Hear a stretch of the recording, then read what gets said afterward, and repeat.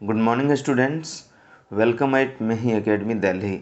मेही एकेडमी दिल्ली के YouTube platform पर आपका स्वागत है। बच्चों, आपको पता ही है कि सीबीएसई की तरफ से 10वीं और 12वीं बोर्ड का डेट शीट जारी कर दिया गया है ना। सीबीएसई एग्ज़ाम 2022 आपका 26 अप्रैल से शुरू है। तो आइए, उसी के तहत ये पॉलिटिकल साइंस का सिलेबस है। हिस्ट्री हमने ऑलरेडी कवर कर दिया है। तो पॉलिटिकल साइंस में आपके 2 बुक होंगे, है ना। तो ये फर्स्ट पार्ट का चैप्टर 3 है। हम केवल सिलेबस के टॉपिक की बात करेंगे। तो पहला चैप्टर हम डिस्कस कर रहे हैं, चैप्टर 3, सत्ता के नए केंद्र। ठीक है। तो आपको पता ही है कि सेकेंड वर्ल्ड वार 2 कब से कब तक हुआ।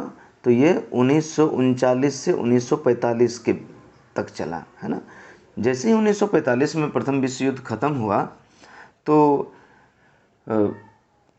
मित्र राष्ट्र विजय हुआ। आप जानते हैं दोनों विश्व युद्ध में मित्र राष्ट्र विजय हुआ है। तो 1945 में मित्र राष्ट्र की तरफ से ब्रिटेन, फ्रांस, अमेरिका, रसिया, ये सब थे।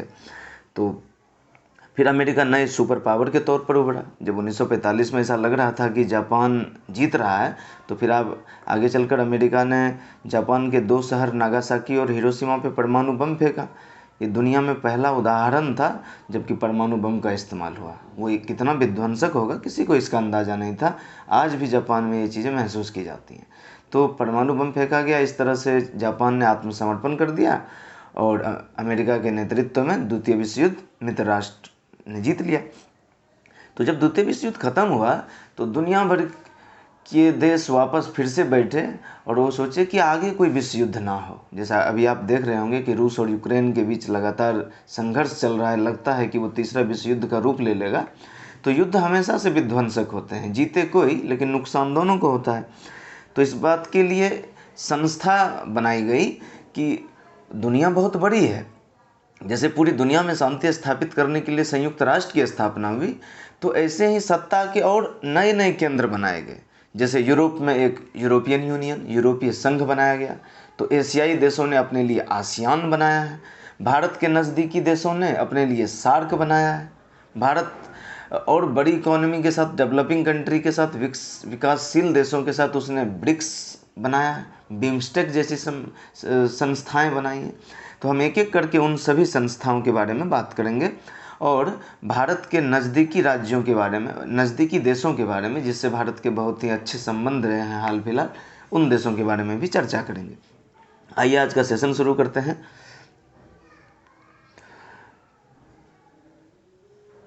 देखिए, तो इन संस्थाओं के आपके स्क्रीन पे दिख रहा होगा कि सत्ता के कौन कौन से नए केंद्र बने। तो सबसे पहले 1945 में जब द्वितीय विश्व युद्ध खत्म हुआ तो दुनिया भर में शांति स्थापित करने के लिए कई सारे देश इकट्ठे हुए और गठन हुआ संयुक्त राष्ट्र का, यूएन का, जिसको आप यूएनओ कहते हैं, संयुक्त राष्ट्र। ठीक है, संयुक्त राष्ट्र संगठन। तो 1945 में उसकी स्थापना हुई। लेकिन आगे चल करके चूँकि एक संस्थाएं पूरी दुनिया के समस्याओं को देखे, ये संभव नहीं है। तो ये ज़रूरी है कि लोकल लेवल पर अलग अलग महाद्वीप में जो सेम इंटरेस्ट के कंट्रीज हैं, जिनके समान हित हैं, उन देशों को एक साथ आ जाना चाहिए ताकि विवाद की स्थिति में बैठ करके समाधान किया जा सके। आपको ये यूरोपियन यूनियन के बारे में पढ़ना है, आसियान पढ़ना है, दक्षेस पढ़ना है जिसको सार्क बोलते हैं, और ब्रिक्स। 4 ये संस्थाओं के बारे में पढ़ना है और 4 देशों के बारे में पढ़ना है जिससे भारत के हाल फिलहाल में कैसे संबंध रहे, इसके बारे में भी हम स्टडी करेंगे। रूस, चीन, भारत और इजराइल। आइए सबसे पहले यूरोपीय संघ की बात करते हैं। जैसा कि मैंने पहले ही आपको कहा कि 1945 बहुत ही महत्वपूर्ण साल है जब द्वितीय विश्व युद्ध खत्म हुआ। ये दुनिया आपको जैसी आज दिख रही है, ये 1945 के समय में इसका खाका खींचा गया है। कोरोना के समय अभी सबसे बेहतर काम WHO ने किया है, वर्ल्ड हेल्थ ऑर्गेनाइजेशन ने।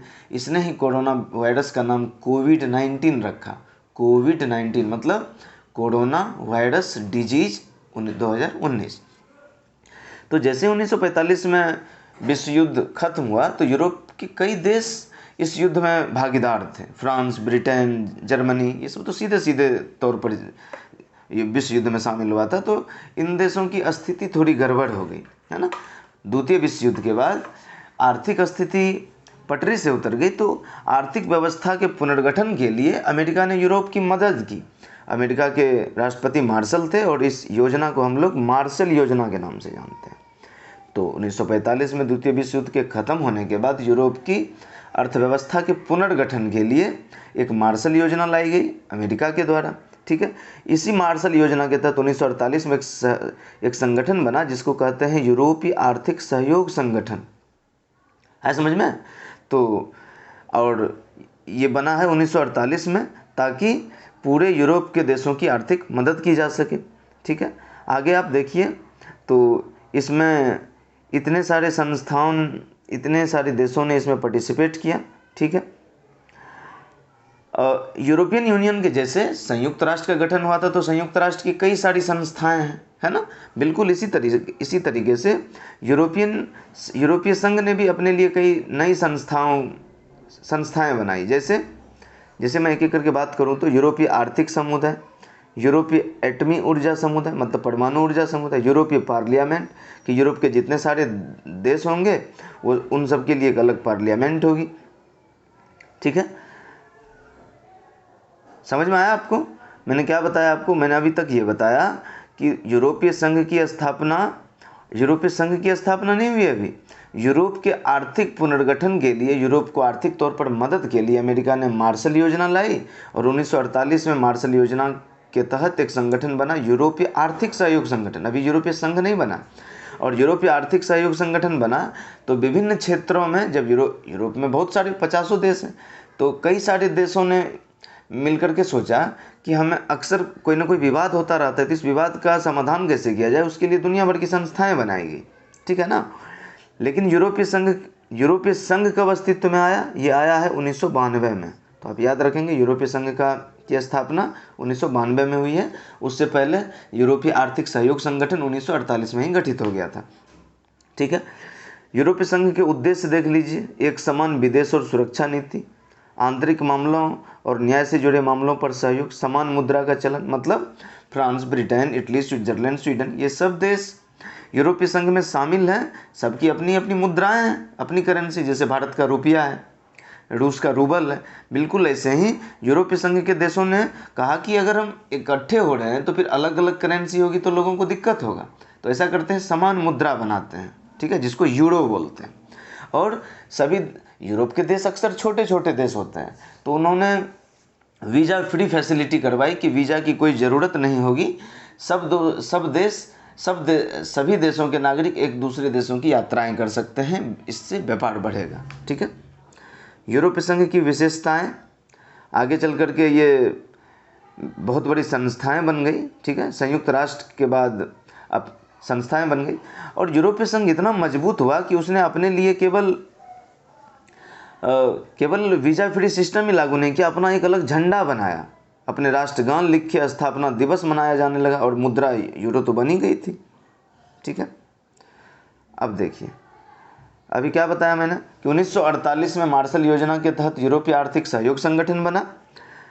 1992 में 1992 में यूरोपीय संघ, यूरोपियन यूनियन बना और उसका जो झंडा था उसमें 12 सितारे थे, 12 स्टार बनाए गए थे। इस तरह से 12 स्टार, ये 12 स्टार किस चीज़ के प्रतीक थे? तो ये शुभ प्रतीक हैं, पूर्णता के, समग्रता के, एकता के, लोगों के बीच बंधुचारा के, भाईचारा के, मेल मिलाप के, ठीक है। तो यूरोपीय संघ के झंडे में 12 सितारे थे, चूँकि शुरुआत में 12 देशों ने मिलकर के यूरोपीय संघ को ज्वाइन किया था, ठीक है। 2005 के समय में ये दुनिया की सबसे बड़ी अर्थव्यवस्था बन गई, ठीक है। और ये सब मिल करके अमेरिका के जीडीपी से भी ये लोग आगे निकल गए। आगे ये हुआ यूरोपीय संघ के बारे में। अभी वर्तमान में यूरोपीय संघ के कितने सदस्य हैं? तो 30 सदस्य हैं। यूरोपीय संघ से एक देश हाल फिलहाल में बाहर निकल गया है और इस घटना को ब्रेक्जिट कहते हैं। कौन निकल गया यूरोपीय संघ से बाहर? ब्रिटेन। ब्रिटेन का यूरोपीय संघ से बाहर हो जाना कब बाहर हुआ? 2020 में ब्रेक्जिट। तो आपको अगर क्वेश्चन है तो ध्यान में रहे कि ब्रेक्जिट क्या है, तो ब्रिटेन का एग्जिट हो जाना, ब्रेक्जिट, एग्जिट मतलब बाहर हो जाना। तो यूरोपीय संघ से ब्रिटेन बाहर हो गया है। दूसरी महत्वपूर्ण संस्था है आसियान। आपके स्क्रीन पे थोड़ा धुंधला दिख रहा होगा, लेकिन दिख रहा होगा आसियान। आसियान भारत के पूर्व में 10 देशों की संस्था है, ठीक है। कब स्थापित हुआ आसियान? 1967 1967 में स्थापित हुआ। शुरुआत में इसमें 5 देश शामिल थे, वर्तमान में इसमें 10 देश शामिल हैं। किस घोषणा के तहत 1967 में आसियान बना? बैंकॉक घोषणा के।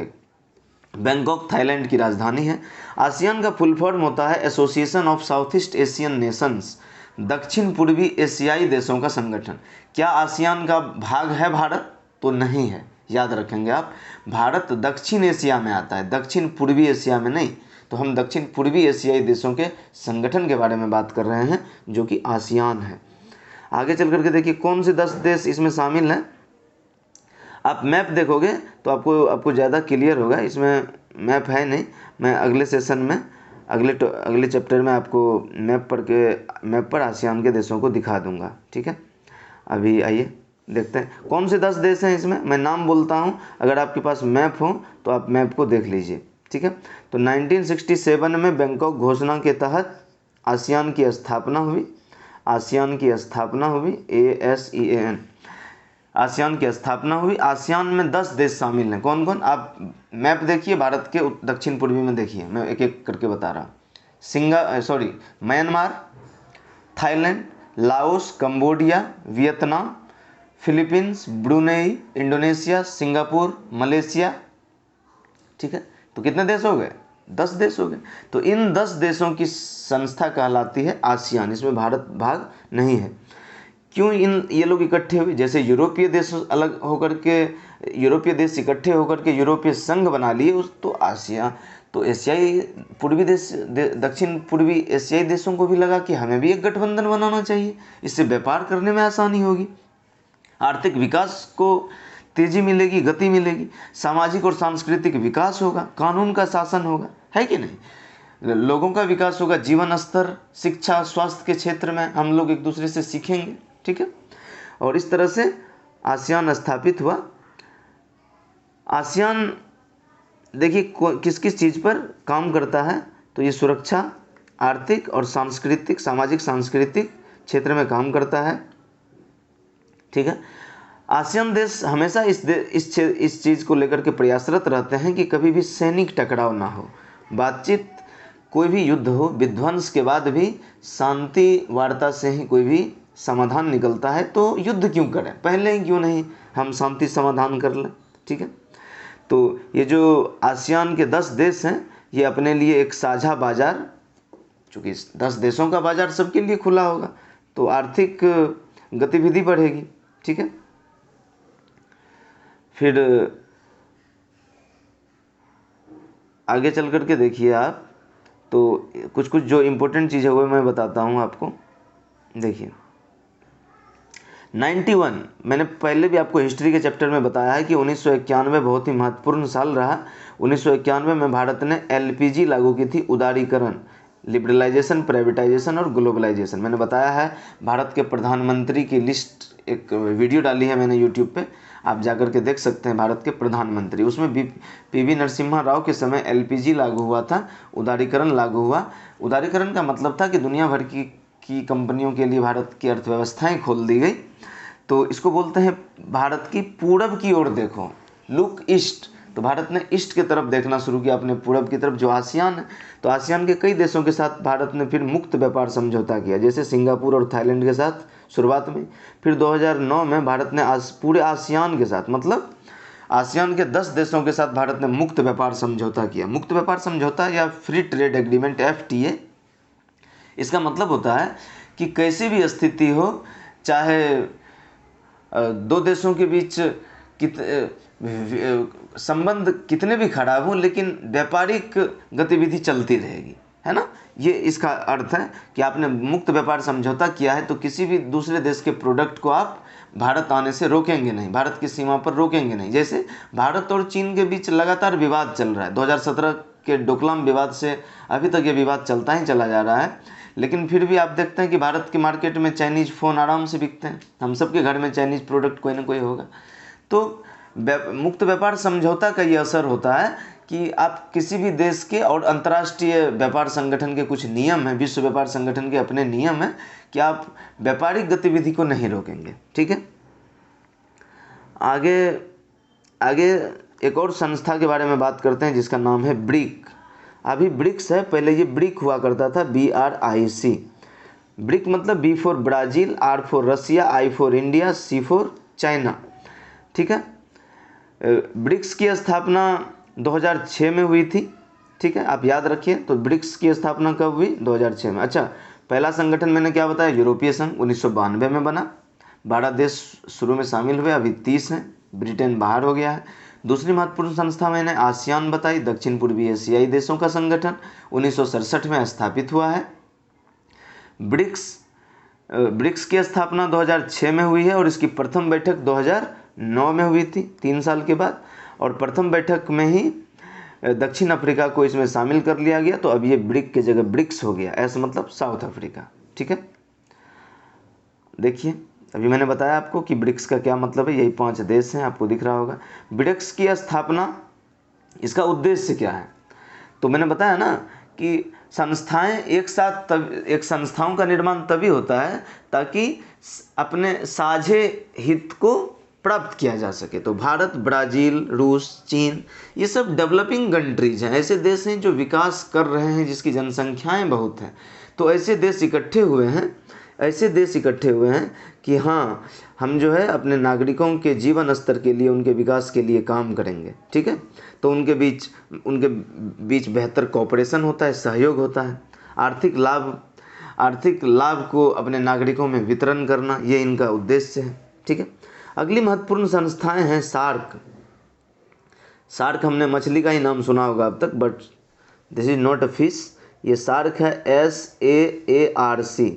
भारत का आप मैप देखोगे तो south Asian association for regional cooperation इसका मतलब है। South Asian association for regional cooperation, इसी को हिंदी में दक्षेस बोलते हैं। दक्षिण एशियाई देशों का ये क्षेत्रीय संगठन है। ठीक है, दक्षिण एशिया। अच्छा, आसियान क्या था? दक्षिण पूर्वी एशियाई का, ध्यान रखेंगे, वो दक्षिण पूर्वी एशिया था, भारत के पूरब में, और ये दक्षिण एशिया। तो दक्षिण एशिया में कौन कौन से देश शामिल होते हैं? तो कौन कौन से देश शामिल होते हैं देख लीजिए। अच्छा, सार्क की स्थापना कब हुई? 1985 में इसकी स्थापना हुई है। इसका हेडक्वार्टर कहाँ पर है? तो इसका हेडक्वार्टर काठमांडू में है। काठमांडू, जो कि नेपाल की राजधानी है। ठीक है, हर साल सार्क शिखर सम्मेलन करता है। ठीक है, सार्क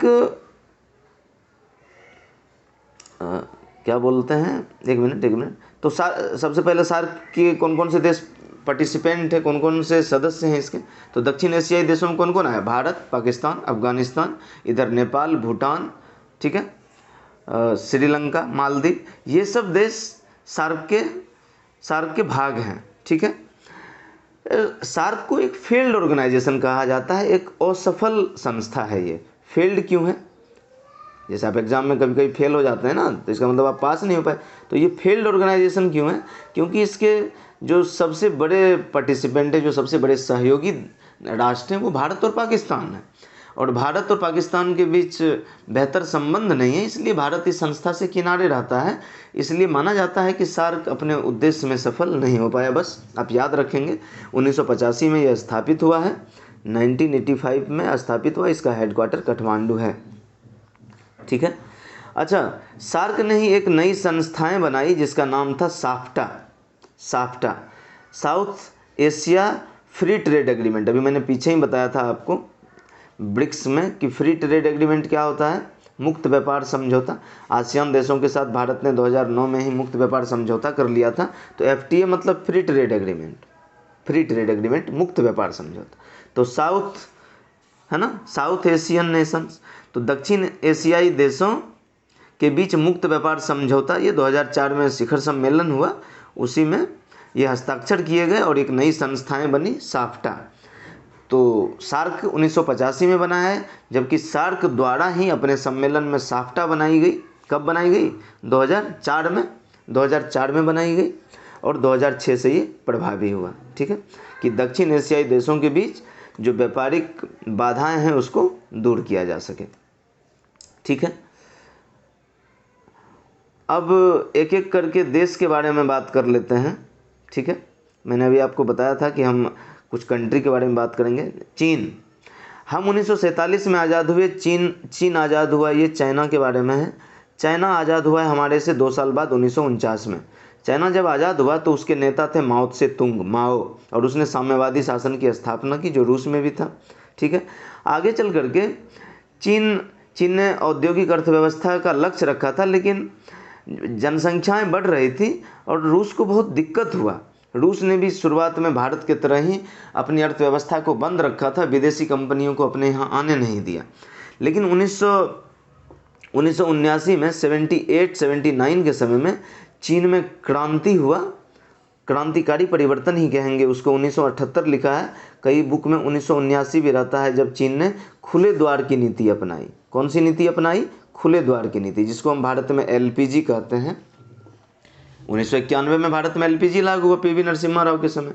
तो खुले द्वार की नीति मतलब कि चीन ने भी एलपीजी, इनडायरेक्टली एलपीजी लागू कर दिया, मतलब चीन ने भी विदेशी कंपनियों को अपने यहाँ आने की छूट दे दी। इस तरह से एकांतवास खत्म हुआ। और इस समय चीन के नेता कौन थे? तो आप ये भी याद रखिए, देंग सियाओपिंग। देंग सियाओपिंग के समय 1978-79 में चीन ने खुले द्वार की नीति अपनाई। ठीक है, 1982 में खेती का निजीकरण कर दिया गया। 1998 में उद्योग का निजीकरण कर दिया गया। एक क्षेत्र बनाया गया जिसको कहते हैं special economic zone, says. Says का मतलब होता है कि एक ऐसा क्षेत्र होगा जिसमें केवल इंडस्ट्रियल कॉरिडोर होंगे, औद्योगिक इकाइयां स्थापित होगी, कई सारे उद्योग धंधे लगेंगे, लोगों को रोजगार मिलेगा। ठीक है, 2001 में चीन विश्व व्यापार संगठन WTO में शामिल हुआ। WTO की स्थापना कब हुई थी? 1995 में। इसका हेडक्वार्टर कहाँ है? स्विट्जरलैंड की राजधानी जेनेवा में। ये सब तो आपको पता ही होगा। ठीक है, चीन के विकास के नकारात्मक पहलू कि चीन ने, ऐसा लगता है कि चीन ने आर्थिक विकास किया है, लेकिन समाज के सभी लोगों तक वो लाभ नहीं पहुंचा है। भाई कुछ ही लोग अमीर हुए हैं। पूंजीवादी तरीके को अपनाए जाने से वहाँ बेरोजगारी बढ़ी है। ठीक है, महिलाओं के रोजगार और काम करने के हालात चिंताजनक हैं। ठीक है, संतोषजनक नहीं है। तो चीनी सुधार के नकारात्मक पहलू लिखने हो तो ये भी आप लिख सकते हैं। ठीक है, अब इजराइल के बारे में बात कर लेते हैं। इजराइल 1948 में स्थापित हुआ एक देश है। पहले फ़िलिस्तीन हुआ करता था। फ़िलिस्तीन के ही कुछ क्षेत्र को इजराइल नाम से एक देश बना 1948 ईस्वी में। तो फ़िलिस्तीन का ही कुछ भाग अब इजराइल बना है। जैसे हिंदुओं के लिए पूरे संसार में एक ही देश भारत है, ऐसे ही यहूदियों का एक ही देश इजराइल है। इजराइल कोई क्रिश्चियन कंट्री नहीं है, ये यहूदियों का देश है। और आप देखेंगे तो इजराइल के साथ भारत के बहुत ही बेहतर संबंध स्थापित हुए हैं। दुनिया की सबसे बेहतरीन इंटेलिजेंस एजेंसी, जासूसी जो एजेंसी है वो इजराइल के पास है, जिसको मोसाद कहते हैं। आप यूट्यूब पर मोसाद के बारे में सर्च कर सकते हैं कि उसने ऑपरेशन एंटेबे को कैसे अंजाम दिया था। मैं डिटेल में नहीं बताऊंगा, आप ऑपरेशन एंटेबे अगर जानना चाहते हैं यूट्यूब पे जाइए, आपको पता चलेगा कि इजराइल क्या देश है। अब इजराइल के प्रधानमंत्री कौन है? Naftali Bennett. प्रधानमंत्री नरेंद्र मोदी पहले ऐसे प्रधानमंत्री हुए 75 साल के भारत के इतिहास में जिन्होंने इजराइल की यात्रा की, और इजराइल के प्रधानमंत्री भी भारत आए। ठीक है, पानी, समुद्री पानी या खारे पानी से पेयजल बनाने की, शुद्ध पेयजल, शुद्ध ड्रिंकिंग वाटर बनाने की टेक्नोलॉजी इजराइल से भारत को मिली। ठीक है, तो इजराइल बहुत ही ताकतवर देश है। 1948 में जैसे ही इजराइल बना तो तभी अरब के 6 देशों ने, 6 मुस्लिम कंट्री ने इजराइल के ऊपर अटैक किया। 3 युद्ध इजराइल ने झेले हैं और अकेले इजराइल ने उन सब का मुकाबला किया और सबको हराया है। ठीक है, तो वर्तमान समय में इजराइल इतना मजबूत है, विज्ञान, प्रौद्योगिकी, रक्षा, गुप्तचर एजेंसी, इन सब क्षेत्रों में एक शक्तिशाली राष्ट्र के तौर पर इजराइल का उदय हुआ है। ठीक है, तो अभी मैंने बताया था आपको कि इंटेलिजेंस एजेंसी वहाँ की बहुत ही बेहतरीन है, ये गुप्तचर संस्थाएं। ठीक है, अब भारत के बारे में बात करिए तो भारत 2011 की जनसंख्या बताती है कि भारत 121 करोड़ की जनसंख्या वाला देश था। अभी लगभग 130 से 135 करोड़ जनसंख्या हमारी हो गई होगी। 10 साल पर भारत में जनगणना होती है, तो 2011 के बाद 2021 में होना था, नहीं हो पाया क्योंकि कोरोना महामारी चल रही थी। भारत उदयमान वैश्विक शक्ति के तौर पर देखा जा रहा है। अभी जब रूस और यूक्रेन युद्धरत हैं, तो अमेरिका और पश्चिमी देशों का ये दबाव है कि भारत जो है चीन के खिलाफ रूस के खिलाफ वोट करे। लेकिन आप जानते हैं कि भारत एक संप्रभु देश है, एक सोवरेन कंट्री है। भारत अपने निर्णय अपने हित में लेने में सक्षम है। तो भारत अमेरिका, फ्रांस, ब्रिटेन के दबाव में नहीं आया, जैसा कि पहले की सरकारें हो जाया करती थी। नरेंद्र मोदी गवर्नमेंट बहुत ही स्ट्रांग है। उन्होंने बिल्कुल स्ट्रिक्ट एक्शन लिया है कि नहीं, कि रूस हमेशा से हमारा मित्र रहा है। तो रूस और यूक्रेन के बीच का विवाद है जिसमें अमेरिका इन्वॉल्व है। अमेरिका ने अपने हित के कारण यूक्रेन को उलझा दिया है, तो फिर भारत उस युद्ध में क्यों पड़े, है ना। और रूस ने हमें अभी कम दाम पर तेल भी ऑफर किया है। तो करंट सिनेरियो को समझते हुए और पुरानी ऐतिहासिक विरासत को देखते हुए भारत ने रूस के साथ बेहतर संबंध बनाए हैं। और संयुक्त राष्ट्र संघ में जब रूस के खिलाफ वोट दिया जा रहा था तो भारत ने उससे अपनी दूरी बनाए रखी है। नरेंद्र मोदी अक्सर कहते हैं कि भारत को हम कुछ ही दिनों में 5 ट्रिलियन इकोनॉमी बनाएंगे। 5 ट्रिलियन डॉलर की इकोनॉमी, अर्थव्यवस्था बनाएंगे। इसका क्या मतलब हुआ? 1 ट्रिलियन में 1 लाख करोड़ होता है, मतलब 5 लाख करोड़ डॉलर की अर्थव्यवस्था भारत को बनाने के तरफ दृढ़ संकल्पित हैं भारत के प्रधानमंत्री। ये कुछ क्वेश्चन हैं बच्चों। हमने क्या क्या बात की आज? हमने आज के लेक्चर में बात की यूरोपीय संघ 1992 में बना, उसके हेडक्वार्टर के बारे में देखिए। हमने बात की आसियान के बारे में, 1967 में बना है। फिर हमने बात की ब्रिक्स के बारे में। 1997 में ब्रिक्स बना है, 97 में बैंकॉक घोषणा के आधार पर। फिर आगे चल करके हमने सार्क 1985 में बना, काठमांडू उसका हेडक्वार्टर है। हमने साफ्टा के बारे में पढ़ा। फिर हमने चीन इजराइल के बारे में पढ़ा है। तो आप इन सब की स्टडी करिए, आपको सारे क्वेश्चन आपके सॉल्व होंगे। ये देखिए, ये कुछ क्वेश्चन हैं जो कि आप स्क्रीनशॉट लीजिए और इसको सॉल्व करने की कोशिश कीजिए। आपके पेपर में यही सारे क्वेश्चन आएंगे, ठीक है। आप चाहें तो स्क्रीनशॉट लीजिए और इस क्वेश्चन को सॉल्व करने की कोशिश करिए, ठीक है। आपके स्क्रीन पे दिख रहा होगा। So thank you so much, all the very best. हम अगला चैप्टर भी आपके लिए लाएंगे। हमारे चैनल को सब्सक्राइब कर लीजिए। Thank you.